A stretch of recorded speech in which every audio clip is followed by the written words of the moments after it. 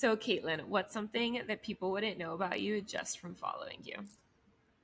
Oh, that's a juicy one. Told you. Yeah.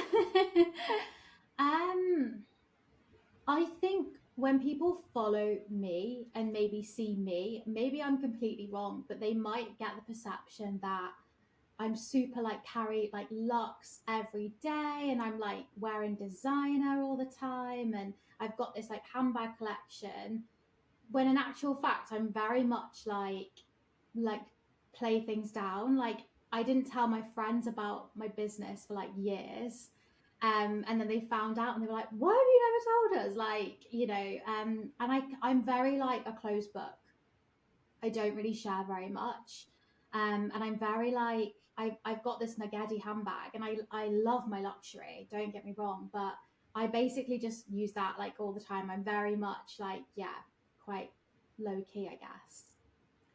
So then I guess if you are so low key and closed book, like what about the luxury space really enticed you and your, why was that something that you wanted to make part of your business? Yeah. So for me, the like luxury has always been this world of like I don't know, I grew up in the countryside, like we were kind of like really in the middle of nowhere. But I'd always dreamed of like having my designer bag and like going out and just being like buying into that world. And so when I got I was like, right, I'm gonna buy my first bag, and it's just like I suppose I'd been shopping before, and I'd been to like Bicester outlet, I've like been to like nicer places to go shopping, like London and stuff, but I'd never gone into any of the designer shops. And I would kind of see people coming out of them with like their big paper bags filled with like new bags and like accessories and whatnot. I'd look at them and be like, oh my God, like one day that, could be me. And it was just this like world that I just didn't feel like I like had grown up. It was ever like a part of. So yeah, I just got it into my like kind of head that like this, I've got it, I want my first designer bag. So then I bought my first designer bag and like I can't really put it into words what it felt like carrying it. It just felt I think because like I will wear like very like mundane clothes like H&M, like Zara, but if I'm carrying a Chanel bag, it makes me feel like I could be wearing like Chanel head to toe. I just feel great, and I'll wear like Uggs and like really kind of like like normal clothes, but if I'm carrying a Chanel bag, I'm like I feel put together, and I think It that elevates. It it elevates. Like elevates. I'm actually wearing like a white t-shirt and Zara jeans right now. And I'm not it's not a very fancy bag, but everybody's obsessed with this. It was like $100 Yeah, and it elevates the look yeah, so much.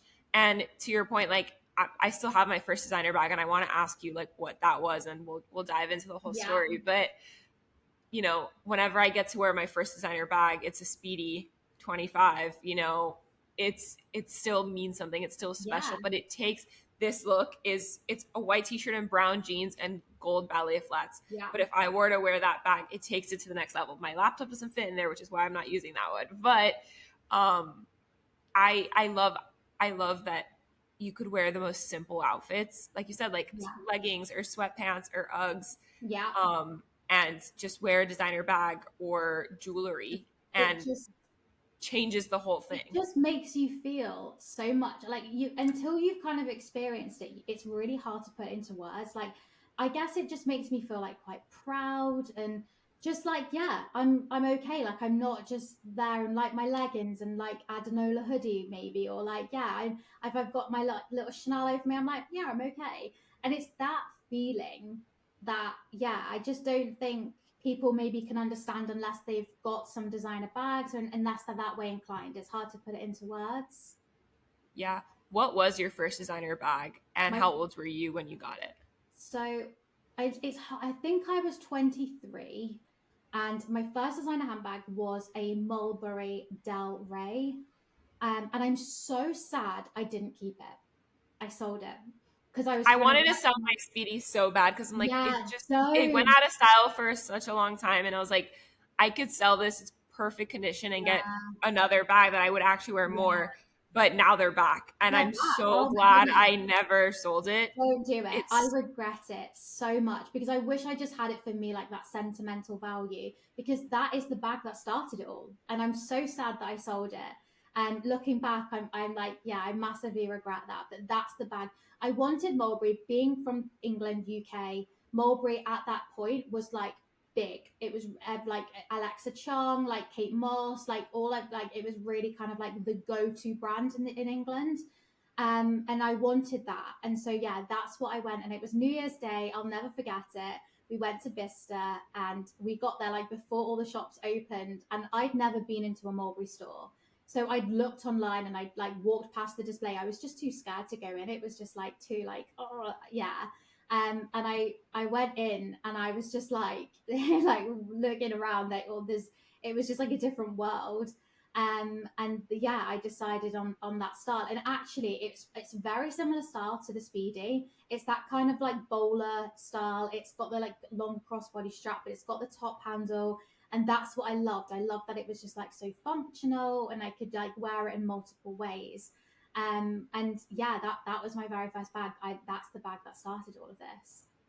yeah. No, I remember. I don't know how old I was when I first went into my first designer store, because my Yeah. first bag was a birthday gift, but I think I must have been like 21 when I went into the Gucci store at a similar an outlet mall here Yeah. on Black Friday, which happened to be my birthday that year. Oh. And I remember that was like, my mom was like, we'll get one bag and that'll be your 21st birthday gift. And I got a Gucci. I still have that one too. That bag is so beat up, like a black little crossbody with a gold chain.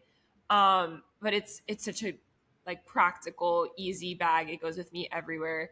But yeah, there's just nothing like walking into a store and No. just it's so like, it's like peak girlhood, like seeing like the fabrics and the colors and the textures and the hardware, and it's so much fun being in there. But yeah, walk me through. You say this was the bag that started off for you. How did you build this? What do you consider Havre Deluxe? Like, is it like now you guys have multiple products, but it started out with just one signature product? But what do you consider your business model, and how did it all start? I didn't ever think that it was going to be this. So I bought my first bag, and this was like I peaked. This was it. Like this meant everything. So I got home. I didn't put it back in its dust bag. I literally left it out on display like it was art. Like this was like, yeah. Used to stare at it all the time. So I plucked up the courage to use it one day. I hadn't put anything on it. Like I didn't know how like to care that I didn't even think about it. I just had bought this bag and I was going to use it. And I took it out and I was so careful, like so careful with this bag. I didn't put it down anywhere. I didn't like, yeah, I would never like put it on the floor or anything like that. Like I just kept by my side. And then I got home and I was taking all my bits and pieces out of it to put it back on its like little display. And I scratched the hardware and I thought, oh my God, like I've babied this bag and I damaged it for the first time. Like, oh my God, if I keep it is every time I take it out the house, am I just gonna damage it more? Like I wanted this bag to last me forever. And like, it was a big purchase, it cost me a lot of money. And I thought, my God, like we protect our phones and we buy cases and things like that. What about our bags? Like, these aren't cheap. Like I think it cost me about £800 back then, which is about $1,000. So yeah, I mean, in today's money, it's maybe about $1,500. So I was thinking like, oh my God, like, and I'd saved up at that point. It was like a lot of money for me. And so I just thought, right, okay, there must be something out there to protect the hardware. Went online, like I just assumed there would be, like knowing like Mulberry's a big brand, like I thought, yeah, I'll just be able to type into Google like protection for my Mulberry, like hardware, and there was nothing. And I remember like I was so shocked because I just took it as a given that there would be something like that because yeah, it just seemed so obvious. And I spent the night researching online on Google and there was nothing. And I'm just me being me, I'm like, right, I need to protect my bag. Like, I don't want to be scared to use it. I want to be able to enjoy it because I think that is the thing for me as well. we get messages all the time from people being like, oh my God, I bought this bag, but I'm too scared to use it. And I want people to be able to use their bags. Like these are, we've saved up, or maybe it was a gift. And like, you should be able to use your bag, like, and enjoy using it, like have that special feeling, have like wear it with pride. And so just for me, I was like, right, I'm gonna make them. I'm gonna set myself out and I'm gonna make them. I like just for me, like didn't think anything further ahead than that. So I like spoke to like loads of different people, found this guy that kind of I think just took pity on me because he was like this most random like request and like sent like this big long email, and I think he was just like, okay. So worked with him, like he kind of understood and like had multiple like phone calls, like sent him like things like little drawings and prototypes, and eventually after a long time I got what I wanted and I got the protector for my bag, and I was like, oh my God, I was so happy because I was like, I've sorted it. I can now use my bag. I don't have to worry about it. Like great. Like that's it. I had more, so if I wanted to buy any bags in the future, I was like perfect. Like that was it for me. And then it was my mom, I think, said to me, like, why don't you put them online? And I'm like, really? Like, I don't know anything about like online. Like at the time we lived in the middle of the countryside. Like I wasn't What particularly year was this? Do you remember like what time? I think it was about, it's so hard to remember back. So I'm 32. It was about 8 years ago. Okay. So what was that? What would that be? Um, 2024. 16, yeah, 2016-ish. would have been about then. I wasn't active, like I didn't have Instagram. I just wasn't, it wasn't a big part of my world, like social media. And my mum said, why do you stick them online? I was like, well, where? So I stuck them on eBay, made this like the most basic listing, like hand typed it up. Like I think I maybe took a few pictures like with my like phone at the time, and I stuck them on eBay, and that was it. I just left it, like just like and then I got a sale, and I remember like I lived at home at the time, and I remember like going through to my mom and being like, oh my God, I've sold one, like, and we were just laughing because we thought it was hilarious that I didn't think anyone would even understand what they were, never mind buy one. And then overnight came, and then with the following morning, we went out for a walk with our dog, and my phone just kept pinging. And I think at that point, I'd sold like 13. And me and my mom were just like in utter disbelief because, as I say, I didn't know anyone with any designer handbags. I didn't know anyone, so I couldn't be like, oh, could you maybe try these, or like, could you maybe like tell people about? I literally knew no one. We lived in the middle of nowhere, and yeah, and so we were just thinking like it was just disbelief, to be honest. So I had to go out to our local town and get. I didn't have envelopes. I had nothing because I just didn't expect anyone to get it or even find it. So I'm like, how are these people even finding this? It's just an eBay listing. Like, how many eBay listings are there? And it turned out that there were groups on Facebook for these mulberry handbags. I didn't know. And women had found them on eBay and mentioned it in the groups, and that's how everyone was finding them. And so then when women had messaged me on eBay and were like, "Oh, I found you on the mulberry groups. Like, this is amazing." I was like, "What mulberry groups? Like, what are you talking about?"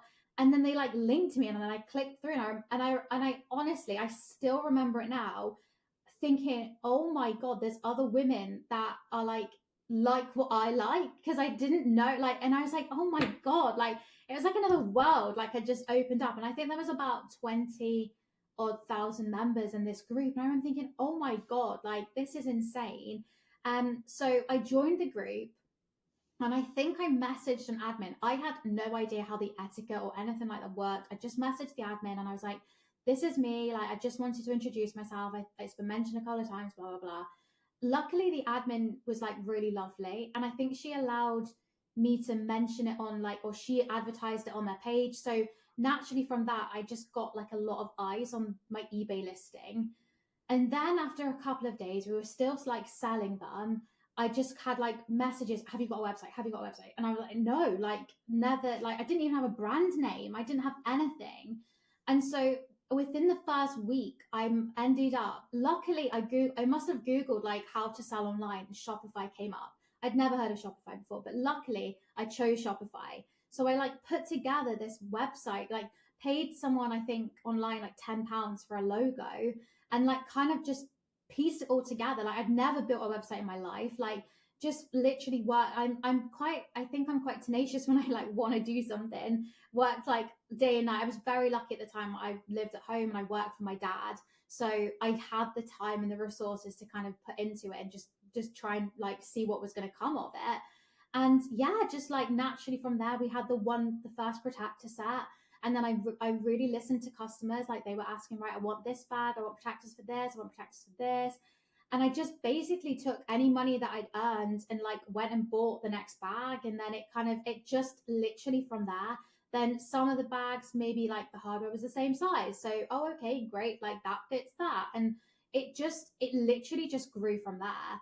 And I mostly stayed Mulberry. Like that was kind of like, I didn't know anything. I'd heard of obviously Louis Vuitton and Gucci and things like that, but I'd never owned any of their bags. So for the first, I'd say at least year, it was just Mulberry. I was in like the groups and it was kind of like going well. It was like, yeah, grown to kind of more than I'd ever like. I mean, as I say, I literally didn't think I would sell a single one.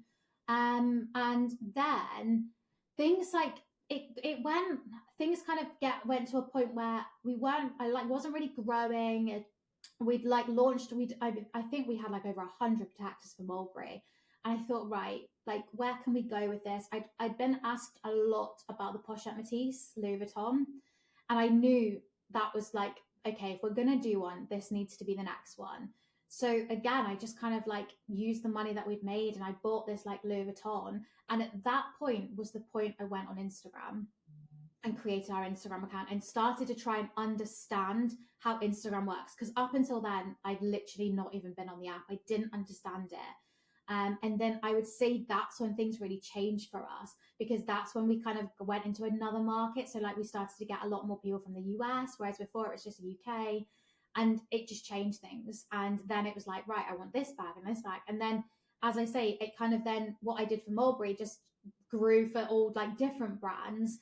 And after a year of then, that's when I was like, right, I want to care for my bags. I like love cleaning. Like I'm like a bit of a clean freak.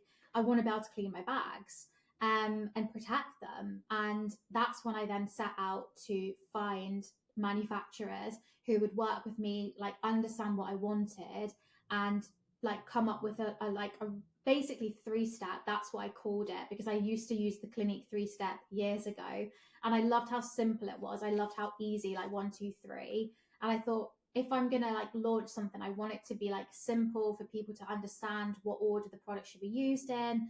And so yeah, I launched our 3-step, and things have just kind of grown from there, really. And we've continued to expand on our protectors. We launched Chanel, Hermes, and the care product range grew as well. So yeah, I think it's really cool.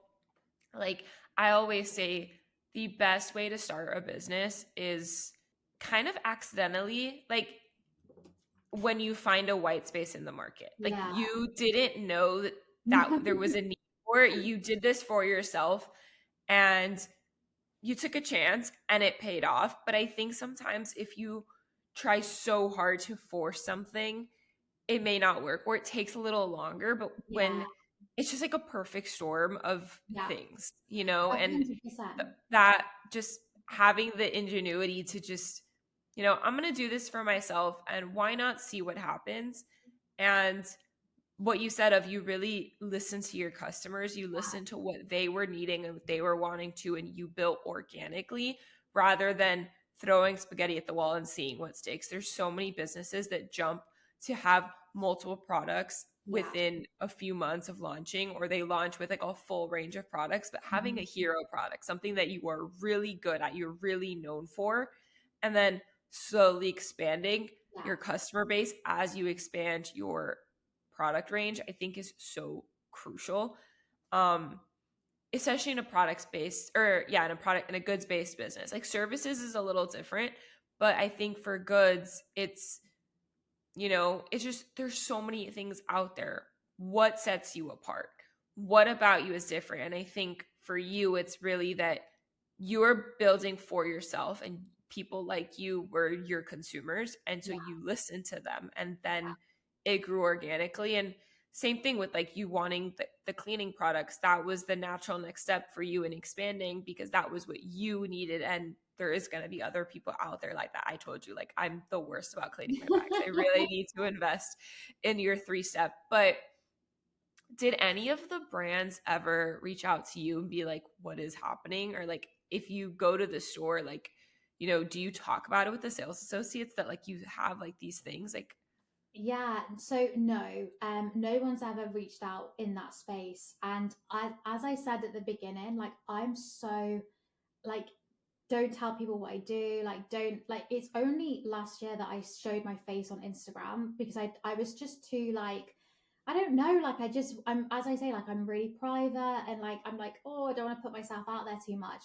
But we get messages like weekly from people like my essays recommended you and like they really like your products and like that is the coolest thing. Like I so and they they know about you, which is I think nice. like maybe like yeah, so like there are definitely and I've got messages from essays like from Louis Vuitton and being like, oh my god, I love your products, I do recommend them to my clients, and that is like the biggest like compliment because yeah, that means so much and that they would recommend us. So yeah, I mean I think there are definitely like essays out there that like know of us and that bought from us, and that's always so cool when that happens. I love that. What do you recommend for anyone who wants to start a service based or a goods based business like this? Like you said, like you did a lot of Googling very early on Yeah. and you found the first guy that made the initial protector for your bag, and then when it came to the 3-step, like how did you go and find these manufacturers to help you? Did you have to try a couple out? Did you know anybody who had used a manufacturer before? For someone who wants to do something like this, start their own business that is requires formulas and product Yeah. development, how do you save up the money? How much should they be looking to spend on this, and where do you even start looking? Yeah. So I knew no one. Like I just went into it completely blind and yeah, absolutely. Buying samples and testing and like, trialing different things and oh, I don't like that, but I quite like that bit of that and oh, could we maybe do that? And I think having a really clear vision, I knew what I wanted and I knew what like my customer would want from a product as well. I obviously knew that it had to be simple and it had to work in a retail capacity. There's no point me buying like a product that requires like a manual 10 page to use. Like no one's going to want to do that. So I knew that they had to be effective and actually work, but they had to be easy to use and safe to use as well.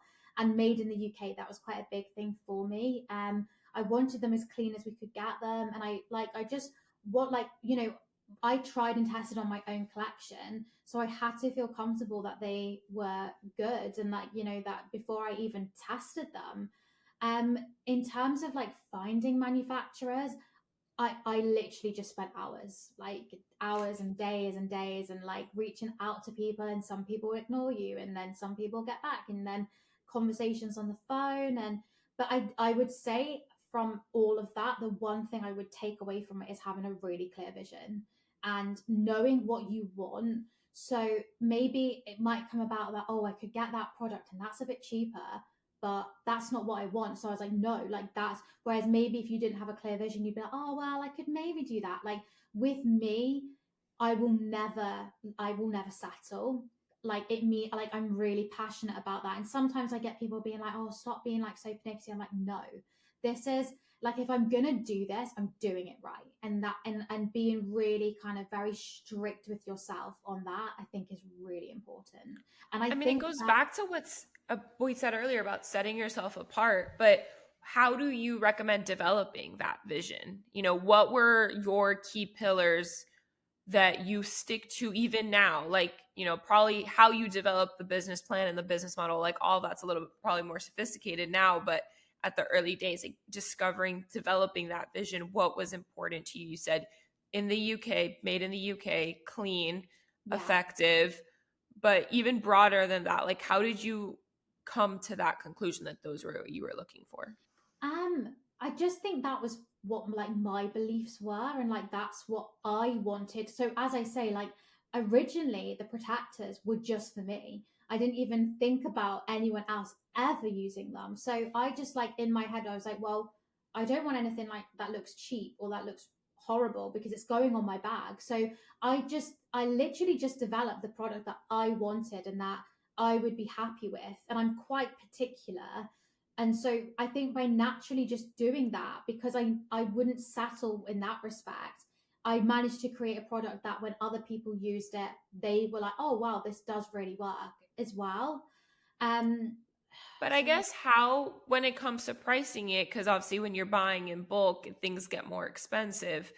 Um, and manufacturers might be like, that product is really expensive for yeah, that, like, margins and things like that. How do you keep that quality that you wanted for you? Again, you being your ideal consumer and knowing that other people are like you, but making it affordable. Like, obviously, these people are people who invest in luxury. yeah, So they're probably willing to spend a little bit more, but also, you know, not always can they spend a lot on a cleaning product that's going to be used not that frequently. It's not yeah. like it's So like Windex, like how did you figure out pricing and maintaining that quality?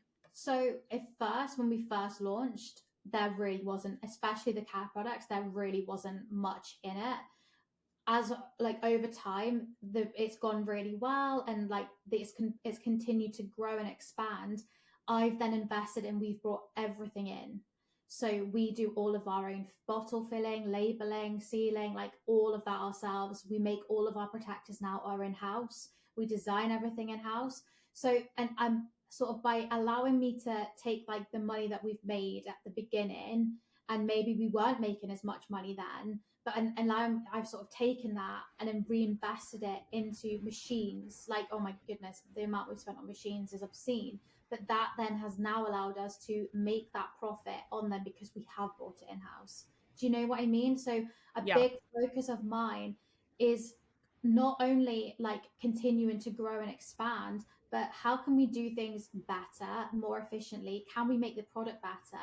And can we bring it in house and reinvest that extra money that we might make on the bottles to then grow it even more? Do you know like what I mean? Yeah. That's been a big focus for sure. No, that definitely makes sense. I think it's so easy to want to, scale really big and make a lot of money really fast and, make sure the margins that you're profiting more than you're spending.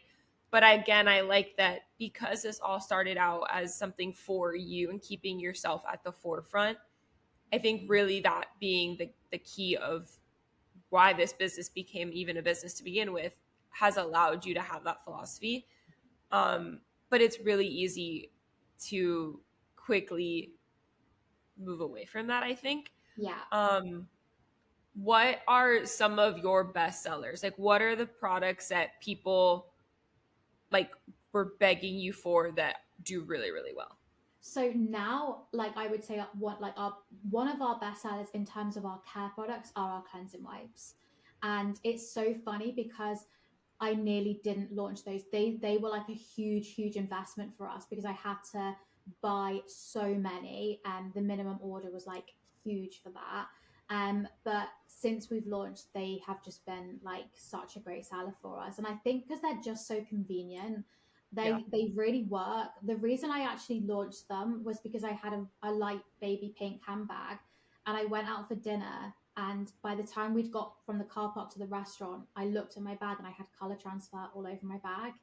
And I'm like, oh my God, like I didn't have a bottle of cleanser with me. And I remember saying to Craig at the time, like I had like napkins and like water and I'm like trying to like get it off. And everyone we were with were like, what are you doing? Because no one like had a designer bag. And it ruined my night. Like I'm not even joking. I was like, I literally all I wanted to do was go home and try and clean my bag. And so the reason I launched our cleansing wipes that they're individually wrapped was so that if that does happen, you've got a cleanser right away, because the sooner you clean something like that, you don't allow it to settle into the leather. And that was why we launched them. And I so nearly didn't, but I was like, no, I do think that there's a want for this in the market. And yeah, and we get messages now like weekly being like, oh my God, they saved my bag, and they've saved like I Birkins. need those in bulk because I'm a jeans girl and all of my bags have Yeah. the transfer on them. Yeah, it's so bad. And it like there's it's just so the best thing to do, I've just literally written a blog on this. The best thing to do is to protect before you use your bag. and then have a cleansing wipe to hand. So if it does happen, our protection will do is it creates like an invisible barrier. So it does make it a lot easier to clean. And then it's the quickness. You've got to get to that stain as quickly as as quickly as you can. Yeah, and I know you guys have perfumes now. So Yeah. what was the thought process behind expanding into that? Cuz I mean, I love a new car smell. Actually, yesterday I got in an Uber and it smelled either like a brand new car or had just gone through the car wash, and it smelled like that new leather or like that new shoes smell. Yeah. Like, what about that was like, we should do this for bags so they smell good? So I managed to find a Speedy that was made the year I was born, but it had an awful odor, like really strong tobacco. And as someone who like doesn't and has never smoked, like I hated it. But I knew that, and these bags don't come around often that were made in the same year, and so I knew I had to keep it. And I just was like, I tried everything. I'd had it. I hung it outside on like the washing line. I tried like obviously cleaned it, and it helped, but it was still there. And this like, and I didn't want to use. I didn't want to put anything inside it because I didn't want to put any of my purses or anything like that in it. That it could then take that odor and like ruin anything else. And I also didn't want to store it next to all my other bags because I'm thinking like, could this absorb? And so like over time we have our deodorizing spray and we had our deodorizing capsules which like were great. The spray is really good, but it just the smell of the spray does it deodorizes. But I was like, I remember saying to Craig, like I was spraying perfume. I remember thinking like, oh my god, imagine if I could have my bag that smells like my perfume, or I could like match them and whatnot. And then I remember thinking about it, and like when I say something like that, I'll just keep thinking about it for like days and days. And I remember I was like in the shower and like shouted to Craig, I was like, "Oh my god, I've got it!" Like, and I like write it down, like write this down, and that was like over a year ago. And I just thought, like, let's just make it happen. And like I just started developing, started getting samples, reached out to different people. And because it's really hard to, if you want to, so our like perfume capsules are inspired by designer fragrances. And it's really hard. Like some people would take like maybe a certain fragrance and it would be like that way, but then another company will take it and it will be completely different. So finding that like kind of balance where it's not exactly the same, but you can kind of tell the differences, but it's similar. Do you know what I mean? That was really hard to kind of, and I think as well, like smell is so subjective and scents are so subjective. It's very personal. That was kind of that was the hardest thing, finding the balance and trying to work out which fragrances to launch with, and like different areas, because the fragrance is just like so vast. There's so many different types, and like like florals, and then you've got citrus, and then heavier musky, and it's so yeah, that it was just a long process basically. Yeah, again, going back to just like something that you needed for you. Yeah, Like, does I'm that actually product do really well? Like, what are some of, besides the cleansing wipes, what are your best sellers? hard protectors like are our OG, and I think that is what we're known for, and they just continue to just do so well. And we are working on like so I've brought like our manufacturing in house, and we've made improvements over the years. But for the past couple of years, I've actually been working on like completely redoing like our hard protectors. We've had to invest in like a machine the size of like the room I'm in now. It's like this giant machine, and we're working on upgrading, like the biggest upgrade to our hard protectors, which I'm so excited to do, and we're hoping to launch that kind of summer 2025. So I'm super excited about that. That's gonna be like one of the biggest things like we've ever done as a brand, and I literally have been working on that for years. So I'm super excited about that, because it's really great that we can take a product that does so well and just keep it bettering it, and keep like making improvements and listening to customers.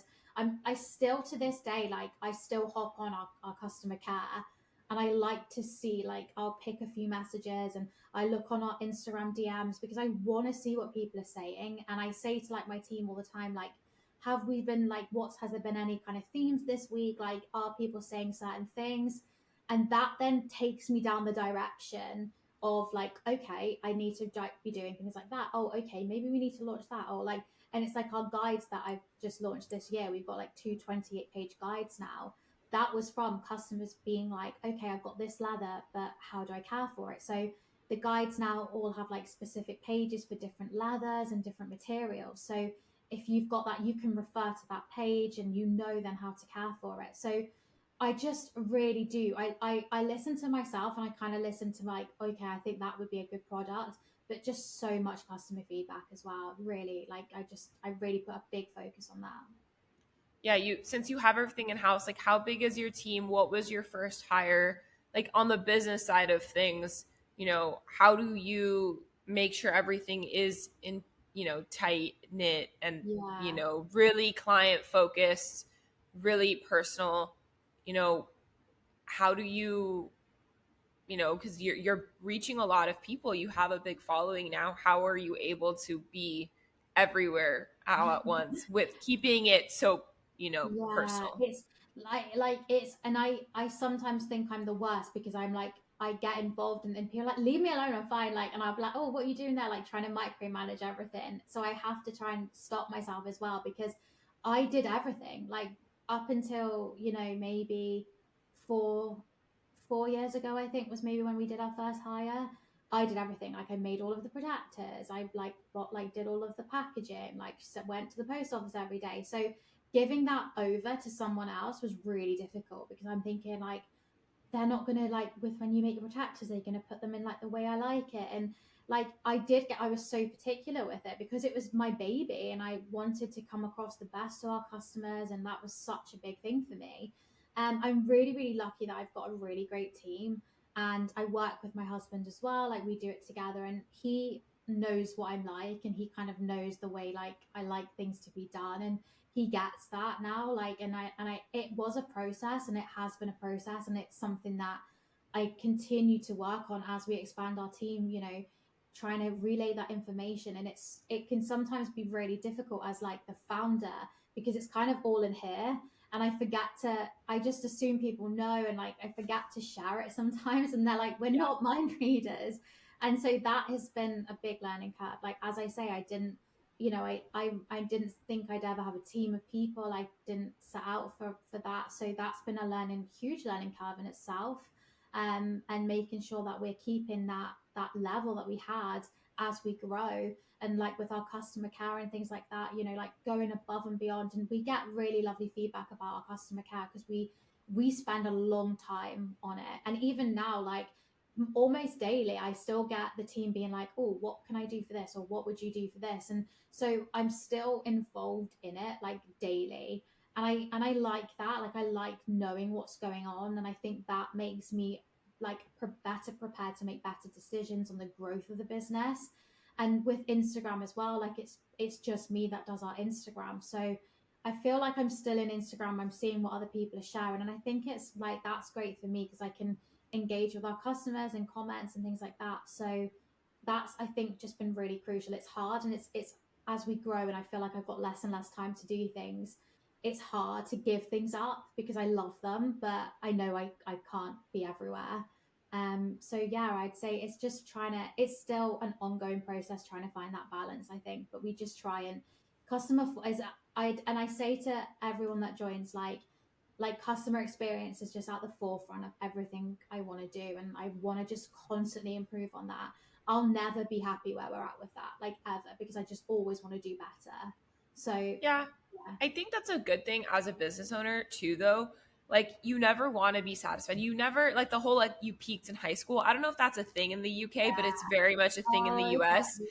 And like, I don't want to ever have someone say that I peaked in high school, that I'm not going to get better than I was at a Yeah. certain point. Like as business owners, like we always want to improve our services, our contracts, our products, our customer service. We always want to be better. We always want to be better versions of ourselves, right? As Yeah. individuals, therapy and, working out and mental health and all of that stuff. Like, why not do that for our businesses too? The business 100%. thrives more if we're good and we're putting that into the business and you're listening to feedback. So I totally agree. And I think, like you said, like it's your baby. It's the whole saying, like, it's not business, it's not personal, it's business. Like when you are a business owner, it is personal. It It is is. it's you, it's who you are, it's an extension of Yeah. you. you know at a certain, not all businesses are like that, but some are. Yeah. And that has always been my goal is I want to market a business by being myself. Yeah. Like if the business cannot be marketed through me, it's not that's not the right fit for me. And I think you are very much like that as Yeah. well. You said you're the Instagram, you're the face of your Instagram. Who helps you with the marketing? Like who like I mean like ideas wise, is it you're the one that coming up with the ideas, or does someone help you with the ideas but you're the one executing? Like how did you discover this marketing strategy of pouring water on bags to try to market the services? I think it's so fun and entertaining and cool that you do this, but how did that become your marketing strategy? So I think I work with like I've got people that help me with like our emails. We put a lot of like focus on our emails and things like that. So I do have people that help me with all of that, and we come up with kind of strategy together. In terms of that, I think I remember saying to Craig once, like completely randomly, Craig, can you hold my phone? I need to hold my bag under the tab. And he was like, what are you on about? Like, what are you doing? I'm like, oh, I just want to show how it works. And I think that's just me, like wanting to, like truly believing in our product and wanting to share that with our customers. And I think because when I first bought my bag, my first designer handbag, there was nowhere to go. There was nothing that like there was maybe like generic bottles that were aerosols that were made for like boots or like walking boots and things like that. There was no guidance specific on it. And I'm thinking like, how do I use that on my bag? So it's always been such a focus of mine to share like what I've learned over the years and how to care for your bags. And I suppose like using these extreme like sort of like scenarios is sharing like how much faith I do have in our products to our customers, and kind of sharing that like these products aren't tested on like we don't just have like strips of leather. Like I genuinely test these products on my own luxury handbag collection, and that's how much faith I have in them. And if I was not happy and if it didn't work on my bag, then I literally just like they wouldn't exist. Like it's as simple as that. And I guess it's just trying to kind of relay that to our customers and that trust element as well. Yeah, no, that makes a lot of sense. I think it's genius. It's so also very entertaining. Also, I love seeing what's in your collection, which I want to talk about in a minute. But you mentioned you want to share the lessons that you've learned Yeah. about caring for your bags or in business, and you want your customers to really get to know you and the people behind the brands. What is the biggest piece of advice that you've learned in business now that you've been doing this for a few years? You've built a team, you've built a successful business. you know what is in business, what is the biggest lesson you've learned, and like personally, like about yourself or about life, being a business owner? In terms of business, consistency. Like it, and it's this, it's so boring, but it's just this, it's so true. Like you've just got to be consistent, and it's gonna take, it might take years before you see any results. I was like very lucky in the sense that I seemed to sell products straight away without really making any effort. That didn't continue. I had to like change the way I was doing things, and I had to evolve with that. In terms of social media, like I started with no followers. I remember looking at accounts that had like 5,000, being like, oh my god, if I could only get there one day. And it's just, I when I started, I didn't know what I was doing. Like I really didn't understand it, but I just kept going. And I just must have, I had this like greater vision, I suppose, and this kind of self-belief that if you just keep doing it, then you're gonna get somewhere. I didn't know where, but I just had that kind of mentality where I've got to be consistent, and I have been really strict with myself. Like even when I'm on holiday, even if I'm not feeling great, like you just try and show up and be consistent. That it is like the biggest thing I've sort of taken away from business. That's the biggest, I'd say. Like it's not even a hack, but like yeah, it's just if I were to say to someone like who's starting out new, don't expect it to happen overnight, because it doesn't, but just be consistent and you will see results over time, and evolve with it as well. Like obviously you've got to be consistent, but you've also got to evolve and understand things that might not work, but you pivot, and yeah, that's it really. In terms of personal, and I'd say that I'm still working on this, is trying to find that work life balance. I mean, I work like every day. We don't have children, and it's not really something that I see for us, and so I'm really like work, work, work, work, work, and it's hard. Sometimes I like get to the end of the week and I'm like, right, I've got to work a weekend, and that can be tricky. I enjoy doing, I enjoy doing what I do. I love my business and my brand, but I do need to try and find a bit of a better work life balance. Definitely, that's something that I'm is ongoing. I think as a business brand owner, when you're trying to build something, it became me. Like it is me. It seems to be all I talk about. Like it's all I think about. I live and breathe it. And actually, over the past sort of 6 months, I'm like, actually, like I'm nearly 33. What's like what? Who am I? Like, what do actually I want outside of the business? And that's been like a big awakening almost, because I've just been so like fixated for years and years and years that it's kind of like, oh, maybe I could be a bit selfish now and actually like try and find that balance. So yeah, I think 2025 for sure. I really want to try and maybe take. So I have got no hobbies. I like literally my business is my hobby. So I want to try and find something for me. That would be nice. Yeah. I think it's important what you said. Like, I think we hear a lot about work life balance, particularly for women who Yeah, are or want to be mothers. But yeah, even knowing that's maybe not in the cards for you, that's not what you're looking for, that it's still important for you to have that. For me, because I do want that at some point in the future, that has always been a forefront of why I chose to create a business for myself instead of going the traditional route in my career.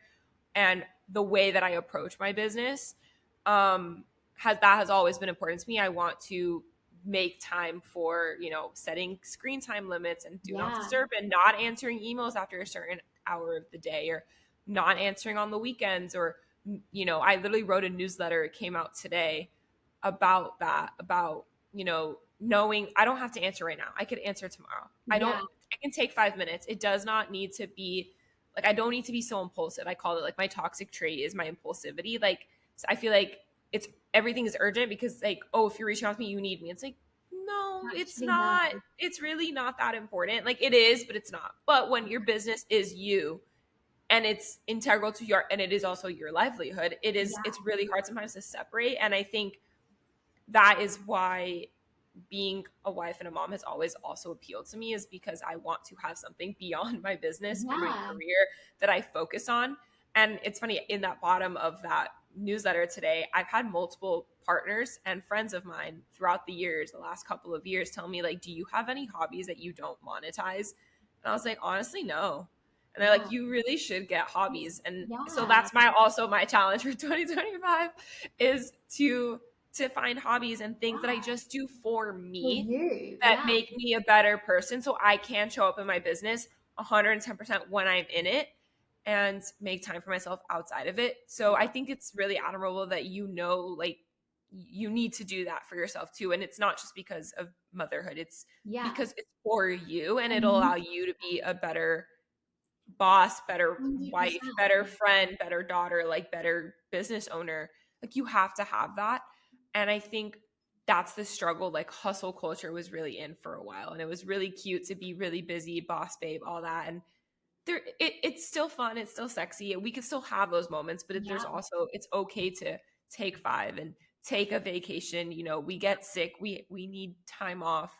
um but it is really hard, when your business is you and you are the face of your business. It's really hard to delegate to other people so you can take that time off, or just know, like, I don't need to answer this right I'm now. It is okay. Yeah. okay.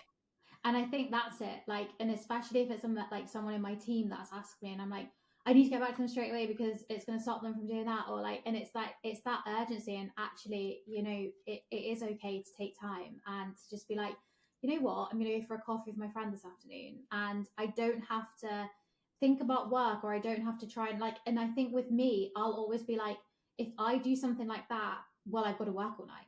And actually, like, Yeah. no, you can just take that, and you don't. It's the guilt, I think, as well. Like, if I take time for me, I'm thinking, oh, but then you've got to make that time up, and it's like, well, actually, no, just you need to find that balance.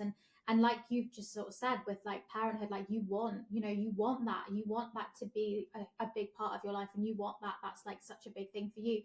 For me, it was like kind of like, oh my god, like, well, I don't want to be a parent, like I don't want to have children, what do I want? Like, where am I going with this? Like, I don't want to get to like 70 and be like, well, had a business. Like, so Yeah, that, what do you have to show for your life? Like I that was the other thing, like I part of why I said no to traditional law was parenthood, but part of it was also yeah, okay, I could be making all this money in the world, but I'm working 100-hour weeks and I'm yeah, never going to get to see that money. I'm never actually going to enjoy it until the last 10 years of my life that I'm retired, you know, but I just that just like that's it, that's all I that's get. it. Like Yeah. it's just not like I want more for There's myself more. There's more. now. I want to travel, I want to eat good food, I like luxury, like, and not just luxury goods, but like simple luxuries, Yeah. and I want to spend time with my friends and family. I want to obviously build a family, but there's so much more to life than work. And I think the UK is similar to the US in that sense, but like the Spanish and the Italians, they do really well. The Yeah. French of like, work to live versus live to work. And it's just, they have it figured out a lot more than we Yeah. do, No, culturally. And it's just, they go on holiday for an entire month. And it's just, I don't think I'll ever be that extreme, but I'm learning to set intentions and goals for how I want to work yeah. when I am a mom now. So Yeah. when that time comes, it's not like this shock to my system of Yeah. like I'm twitching, like, oh my God, I can't. What am It's I like, doing? no, like it's okay. Take Yeah. 5, feed the baby. The You're baby is more okay. important. Like I actually heard a podcast. I don't know if you know Emma Grede. She's British. Okay. She's a CEO of a lot of the Kardashian brands and a lot of Oh, yeah. big big Yeah. brands here. And she's a CEO of like 5 companies and she has 4 kids. So they asked her, Wow. how do you do it all? She goes, my life is a series of trade-offs. Balance does not exist.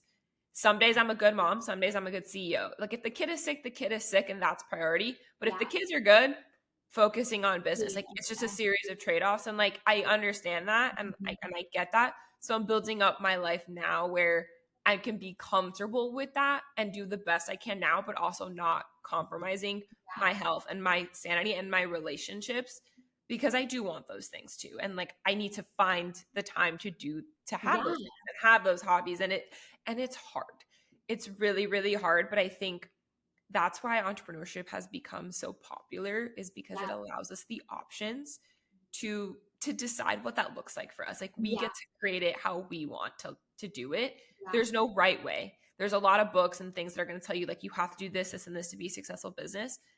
It's successful if you are happy and it is allowing you to achieve the goals that you set out for yourself. So it goes back to having that vision. And I think it's really important to keep that at the forefront. What are some of the biggest like bag trends that you see? Like it's holiday, it's fall winter, it's Black Friday's coming up, and New Year's, and you bought your bag on New Year's, I bought mine on Black Friday. Like it's that time of year. What do you see being the biggest trends in handbags or just in luxury in general in the next few years or the next few months? So burgundy Yeah. everywhere. We've Oh, just love. shared it. I'm just so obsessed. Like burgundy browns, like all those I kind of. have brown I, nails right now. I'm I wearing do brown jeans. I had burgundy before this, and I'm wearing gold flats right now, but I have a pair of burgundy ones too. I've literally been looking at your nails, and like the girl I work with, she's my friend, and she does all of our graphics. She has got the most beautiful nails at the moment, and I've been like looking at them all day. So yeah, burgundies, browns, rich tones. I think I'm just so in. And the kind of bigger bags I think are in as well, like the slouchy. I've like noticed loads of people like the rose bag, and they're like carrying them like with that not like conventional way. They're kind of like carrying them like that. I think really like nice leathers, like soft, squidgy leathers are just so in at the moment. But certainly we shared a post we did like a carousel on like burgundies that we're just loving. And it got so much engagement because it's just like all of these really rich tones. I think Bottega, like they're kind of like the Andiamo. The Yeah. one with I love that bag. I just think yeah, that is such a I beautiful. I honestly did not expect Bottega to have the relevance that it has had for such a long It's time. crazy. Um, Maybe one day. I'm really into suede right now too, but yeah, the rich tones and leather. I what is your next bag on your list, do you think? maybe an Andiamo, to be honest. What I color? also in like a rich color, like I think did they do they actually did like a green, like quite a like I don't really have any green bags. And so I saw this kind of like olivey green, and I do like that. I don't know if I would use it. Maybe it's more of a kind of like spring bag. But I think if I were to get one now, I don't know if they, yeah, they do a burgundy. Bottega do a burgundy. I can't remember what it's called. They don't call it burgundy. Something like that. But also Nagadi. I don't know if you're familiar with that brand. She's a lady from New York, and their bags are about £200. So Okay. like much more like affordable versus Bottega. But they kind of, I'm gonna like right, this is like Send my me haul. send me the name after. So this is this That's style. cute. It's Yeah. so it's honestly, and it's neoprene. It's not leather, so hence like it's like a bit more affordable. They had that bag in burgundy and it sold out, and I missed it. And I would love that in burgundy because it's such a great throw all bag. Yeah. So yeah, something burgundy without a doubt on my wish list. Maybe the Yves Saint Laurent, the Le 5-7, that kind of hobo bag with the like the YSL logo that comes over. I love that bag. Yeah. I'm gonna go to like I tend to try and go to London for a few days every like December to see the Christmas lights and things like that. So yeah, that's kind of like my forecast that I'm like gonna be going bag shopping, and I haven't bought a bag in a while, so I'm excited. Yeah, I'm going to Vienna, Prague, and Budapest Oh, for the holidays. And obviously, Europe is better to shop because of the VAT. yeah, So maybe I'll treat myself. I don't quite know what it'll be yet. My birthday is coming up, so it's like I can yeah, do it for that. But yeah. I also should be good and not do it so I can buy a house. But I don't know. Like I'm getting twitchy. I'm like, should I? I like I'm like, yeah, I'm already in Europe. I might as well. But I don't know. We'll see. I also like, I think too, what I like about it is that the collections in each city are unique. And I yeah, like that something that I get over there is going to be different than something I could find at the stores here. yeah, But I love going window shopping. We have like an area of Miami called the Design District, and it's where yeah, all yeah. of the designer shops are. And like, I just like going for lunch or ice cream or a coffee and walking around and seeing all the Oh, displays.